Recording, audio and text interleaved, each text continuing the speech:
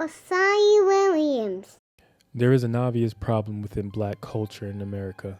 I mean, we're only 13% of the population, yet we commit over 50% of the violent crimes. We account for 26.6% of the overall arrests, 52% of robbery arrests, and 28% of burglary arrests. I mean, there's obviously something deeply wrong within the black culture in America.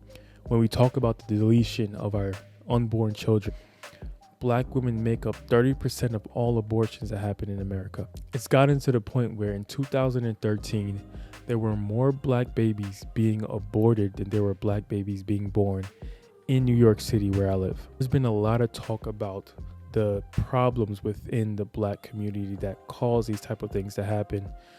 There have been a lot of people that would just go ahead and blame the historical injustices that have been committed against the black community and say that this is the reason why we have these disparities within the community. But there is another group of people that would say, well, the reason why this happened is because of the culture within the black community, the culture of gangster rap, the culture that doesn't want to take responsibility for any type of action that is negative. So I ran into this conversation with Charlie Kirk, and he's having a conversation with a leftist student, and they're going back and forth between these two ideas. What is the reason why the black community is in the place that it is right now? And I really think that the direction that this whole entire conversation heads to is very important when it comes to finding the solutions to the problems that are deeply rooted within the black community. So let's get into it. It's sort of desperate people who are of a lower economic status, right? And they're coming here for a better life. So two things. Number one, there's been more blacks that have legally immigrated to this country in the last 30 years than were ever brought as slaves. That's number one. Number two, you still haven't answered the question. I'm trying to. Why? It's a complicated answer. Black people are only 13% of the population, yet they commit 55% of the murders. Why? Because black people tend to be in lower economic statuses because of Okay, no, this CRT, is fine. This is great. Basically. So you think that poverty equals crime? I think that it's highly correlated, and there's a lot of studies on this is where we that. disagree. What an insult to the working poor of this country. So why do you think black people commit more crime, Well, first Charlie of all, Kirk? so let me ask you a question as my answer. Go on. What percentage of blacks have a father around when they're raised? I'm not sure. 20%. So that's why you 80% of think it blacks is. do not have a stable father around. It is the most predictable way to end up in prison, end up as a murderer or a criminal. And why It's do not a you think that's racism a problem? It's not a white supremacy problem. It's a fact that black fathers impregnate women and they don't stay around with the women And that they have why, impregnated. Charlie Kirk, do you think that happens more in the black community compared to others? It's threefold. Number one, we subsidize single motherhood. Number two, it's culture. It's accepted in the black community, and it shouldn't be. So it's culture. Okay. Don't take my word see. for it. Read Thomas Sowell's own book on how black culture allows single motherhood to continue into a nanny state type practice. 75% of black youth are raised without a father in the home. 75%. Is that a bigger problem or not a bigger problem than whiteness, white privilege, or white supremacy? How They can should you all blame? be addressed, and they're all related. Okay, how is a white person to blame for the fact that 75% of blacks?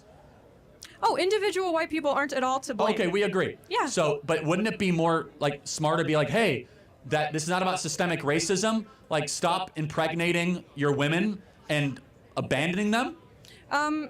Well, the way to incentivize not impregnating women and abandoning them is increasing access to healthcare, into housing, into everything that we know increases those outcomes for people. So we have spent $30 trillion on the social welfare system since 1965. Black people are poorer, and the single motherhood went from 25% to now 75 to 80%. So the more money we've spent on black America, the less fathers we have, because black women divorced black men and married the government. And do you think that's a problem inherent to black people? No, it's not. It's happening now in white communities and Hispanic communities. It's just the worst in black America. And why do you think that is? Why is it the worst in black America? There's also a cultural problem. There is, and we have to be honest about it. It's just that black people are No, let me ask you a question. Like the average music that You notice how she's trying to push the conversation to being racist, where she's saying that Charlie is trying to say that there are inferiorities that are inherent to black people. But Charlie is saying, no, it isn't about the skin color. It's about the culture that has been enveloped in the black community. That a black person in Compton is listening to? Is it about contemplating the good, the true, and the beautiful, or is it about being a gangbanger and trying to get as much money and sleep with about as many girls as you can? I would actually like to think I would be offended by that. Do you think the average black kid in Compton is listening to Beethoven or some sort of gangster rap music that glorifies gangster culture? Silly question. Rap wasn't created to glorify gangster culture. So even though there is okay, rap, I mean, I'm sure that's doing that. You're dodging the question because... Okay, I'm sure they're listening to rap. Okay. So you think rap music makes them leave their mom? Do you think the cultural expectation in black America is that you stay with the woman that you impregnate? Within black communities? I can't speak on that. Okay, the answer is no. It's not. It's not expected. Okay, and do you think that hold on, in white Anglo-Saxon Protestant communities, it's a fact. Hold on. In upper middle class white communities... Upper middle class. Say that part louder. Yeah, upper middle class white Anglo-Saxon Protestant communities, if you impregnate a woman, you are looked down upon and we do not think highly of you if you abandon the woman that you impregnate. That's a cultural difference. Has nothing to do with money. Has nothing to do with anything except big norms. News to anybody who's and the to rap norms music. that have in This is the regular theme within rap music. The sleeping with multiple women, getting women pregnant, and then leaving them, and then glorifying it in your music, and then basically glorifying all the negative aspects of a community is normal within rap music. And it's a cycle. The rap music influences the culture, and then the culture produces more rap music, which influences the culture. It's a continuous cycle that never ends, and the solution is to fix the culture, to make things that aren't cool within the black culture cool again. Actually cool to stick with the woman that you impregnated and marry her and raise that child until that child is old enough. There has to be a shift within the culture. infected black America are destroying it from within. We need more fathers, not less. We need more dads around and less drag queen story hour. We need more young blacks to be able to look up to role models that are not leaving all the time and are not just saying, hey, I impregnated her, so be it. It's a toxin, and if we don't address that as the root cause, oh, it's white supremacy, it's injustice, it's economics, we're dancing around the core of the issue. I guess what I'm saying is, right, and you've perfectly actually laid out the dichotomy here. It is a fact, obviously, that black people disproportionately commit crime in this country. No one's arguing that. But you either believe that that is due to a complex intersection of social, economic, and like leftover effects from previous inequalities, or you believe that that is an inherent trait to the race. No, I don't. Because they weren't that way in the 1940s and 50s. Black America was one of the most peaceful, flourishing, fastest growing economically communities in the country. It's not genetic. You're trying to point something on me that I don't believe. Instead, but then Black you do America, believe that it's not genetic, so you do think CRT is correct. Hold on a second. That's kind of what I'm getting at. In the 1940s and 1950s, Black America was prosperous and was on pace to be richer and wealthier than white America. More dads were staying with the women that they were with. There was monogamy. What changed? You're supporting my argument. No, hold on. But answer the question. What changed? Did America get more racist since the 1950s? I would argue there were more racist policies passed. There were more policies dedicated to lining off those communities and pushing them into poor housing and poor schools. Wait a second. In the 1950s, Jackie Robinson had not even broken the color barrier. We had Jim Crow laws. We hadn't passed the Civil Rights Act, and we hadn't passed the Voting Rights Act. Yet blacks were better in the 1950s per capita than they are today.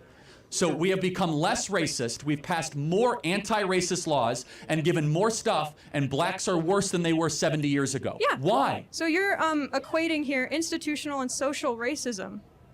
Social racism was certainly worse in the 1950s, I'm sure everyone would agree, but institutional racism occurs when policies are passed against people. Come on.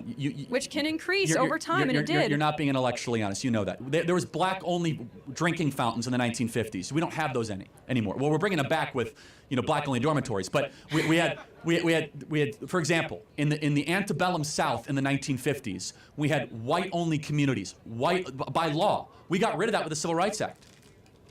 But it didn't, unfortunately, we look around, the numbers speak for themselves. Black youth are less likely to have fathers. They're not doing as well as far as economically. They commit more crime. So something changed. And our argument So what Charlie is getting at is America has gotten less racist since the 1950s, yet the black population has gotten worse. The problem can't be racism if black people are doing worse with less racism. It has to be something else. There has to be another reason why black people are doing worse. Well, it's because of how many children are growing up without fathers in the home within the black community. People have to realize how important growing up with your father is, the great impact it will have on a child's life of not having a father in your life. And I think Charlie's about to get into this really, really deeply in a moment.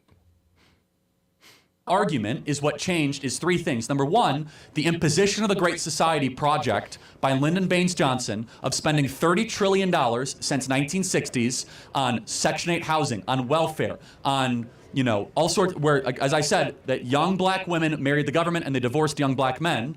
And then we also have had, as Thomas Sowell and as Clarence Thomas would say, the soft bigotry of low expectations. And we have been afraid to get to the root of the issue or even speak about it because we don't want to be called a racist. So what is imposing those low expectations? Part of it is like white academic culture.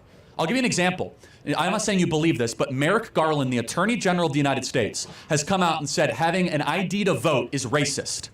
That is code for saying black people are too dumb to get a voter ID. You're doing it again. You're simplifying a very nuanced, complex argument from the real people who are making it. Is voter ID racist? Obviously not, Charlie. Okay, all right. Do you want to know where the argument comes from? I can eloquently tell you.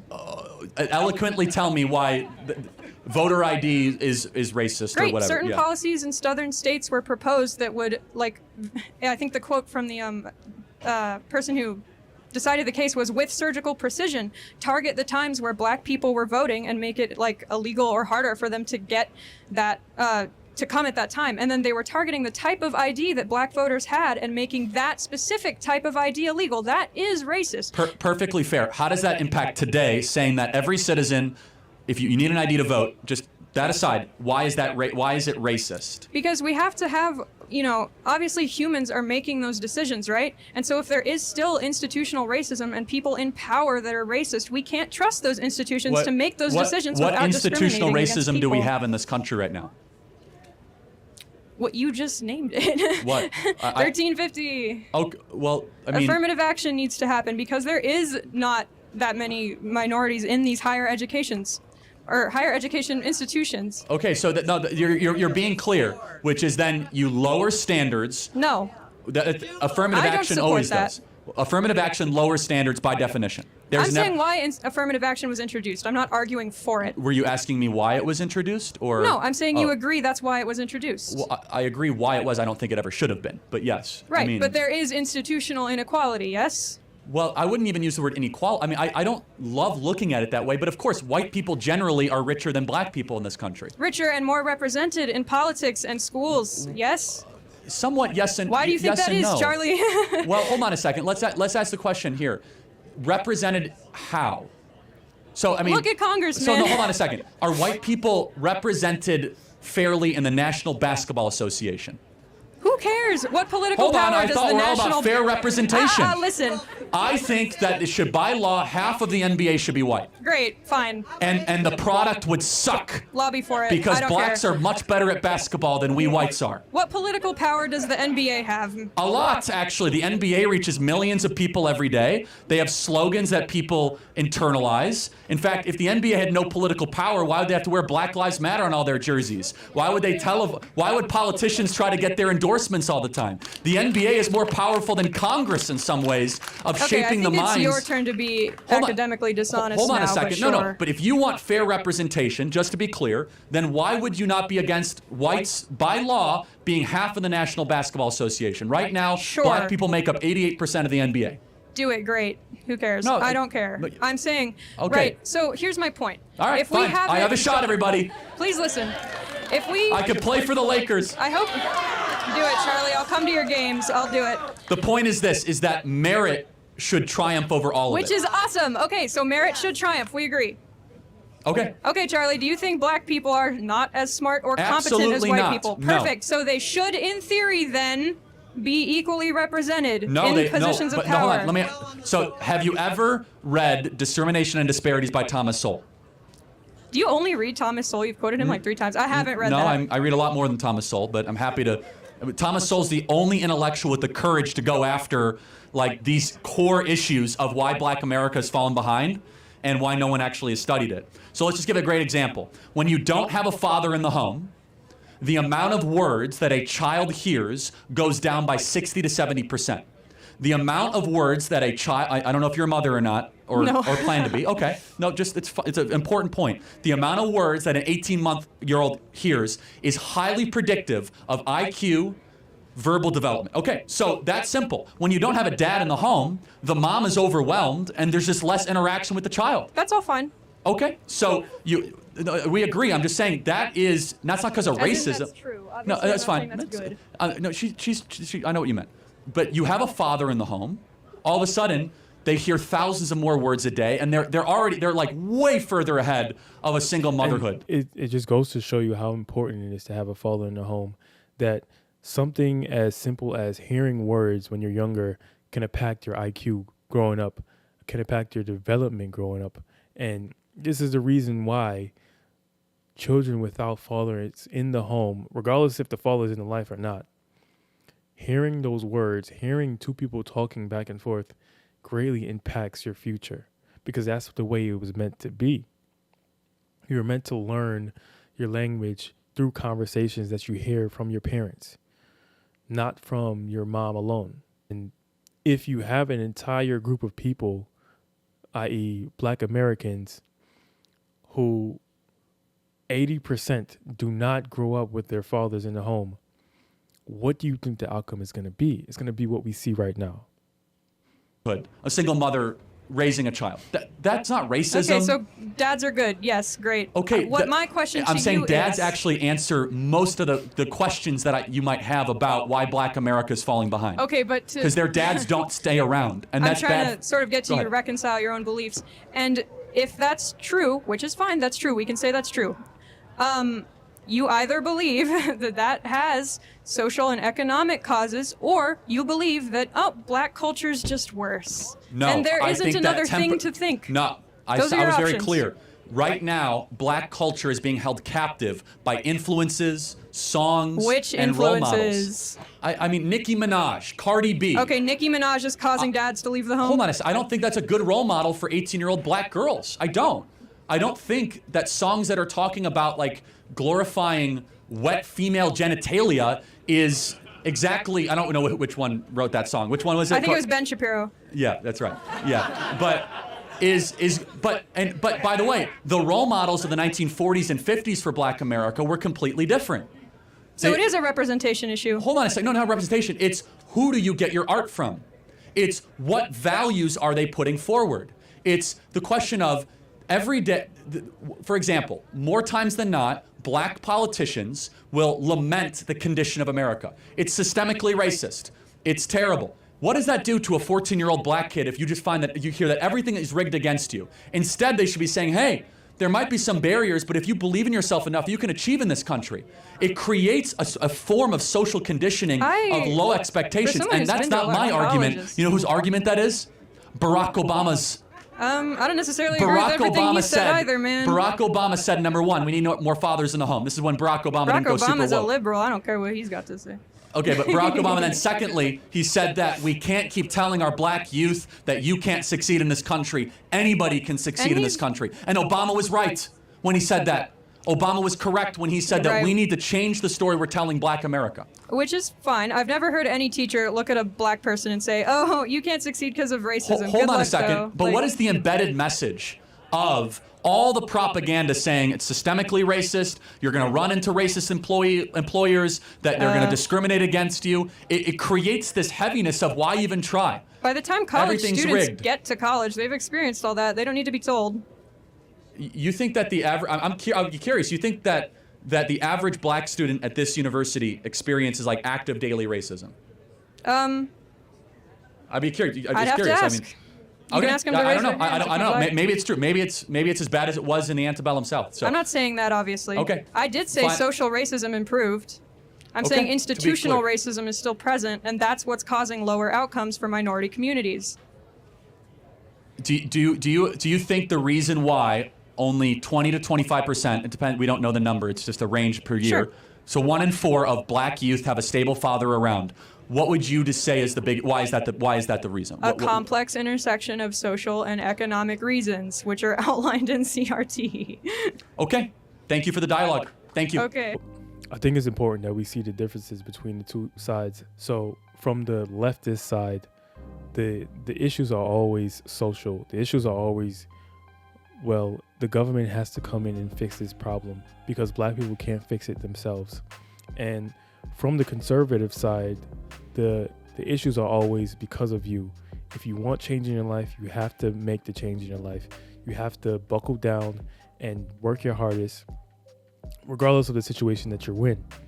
And I think, let's say that this leftist individual is correct, that all of the problems that black people face are social because of historical injustices that the black community has faced. This is the reason why the black community is in the place that it is right now, and there's no other reason. Well, in my opinion, I think it would still make sense to still go by the conservative way of thinking, because it wouldn't make sense to sit around and wait for the government to fix the problem that they aren't. We look at the government; they aren't trying to fix the problem that the black community is going through.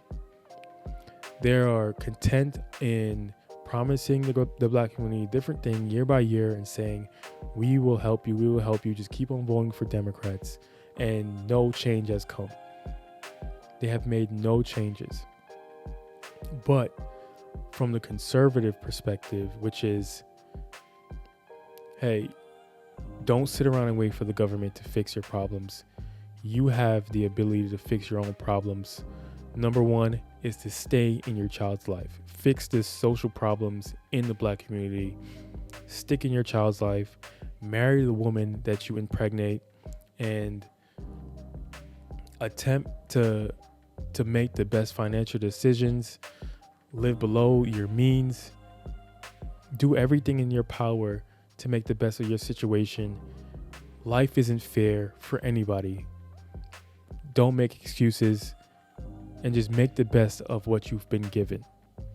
And I think that this type of attitude, this type of mindset is the most healthy, is the most rational mindset for anybody who has been historically discriminated against. I think that this is a huge problem within the black community, is that a lot of black people are content with saying, hey, I'm waiting for the government to come and fix the problems. I'm waiting for reparations. People are still waiting for reparations when this thing has been promised from years ago, and it's never going to happen.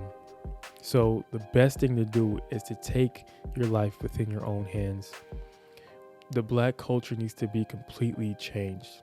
We need to stop celebrating these rappers that perpetuate negative stereotypes, that perpetuate the drugs, the gangster lifestyle, all of the negative aspects that we see in the black community. But instead, we need to aim for artists that make beautiful art, make good art, that bring out the good within people. And I think that complete revival within the black community, where everyone turns back to Jesus and everyone turns back to following the commandments we see in the scripture of how to live and how to act and how to treat others. Because I see that the black community is moving away from that. And this is why we see so much disparity in the black community. And my heart yearns for the day when we look at black people as the success story within America. People who were brought here as slaves now are one of the most successful groups in America. I yearn for that type of day. I yearn for that day to come. And I'm hoping and praying that day will come. But let me know what you think below. Comment down below. Subscribe to the channel. Until next time, God bless.